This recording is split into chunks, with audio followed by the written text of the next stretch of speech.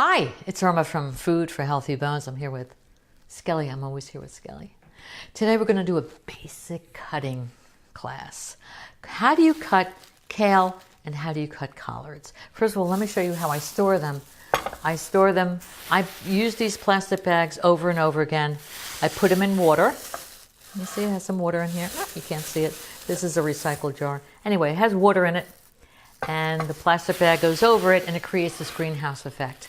And this will keep the kale fresh for at least a week, if not longer.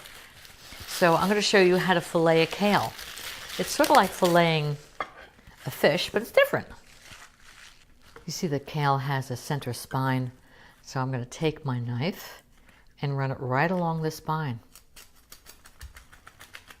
See how easy? This on the other side. And I'm going to do it with this one as well. So we have two.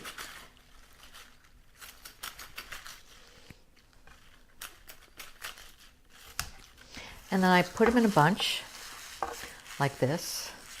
And I just cut it. Now if I want this for my kale salad, that's the way I would do that. Or if I want to steam fry the kale or add it to some rice, I'm going to steam it and then add rice, maybe put my bone vinegar on top of that. That's a beautiful little quick meal. And then the collards, these beautiful collards, they really are. Aren't they amazing? Come on. Looks like little trees. The same thing, but I do it a little differently. Just the same thing as far as the center stem. So I take the center stem and I trim it. Center stem is a little too much roughage. And then I put one on top of the other and I roll it up. And this is going to be a chiffonade. I did get a little henna on my hands past weekend, so cool, huh? All right, so here's the kale. And you can steam this,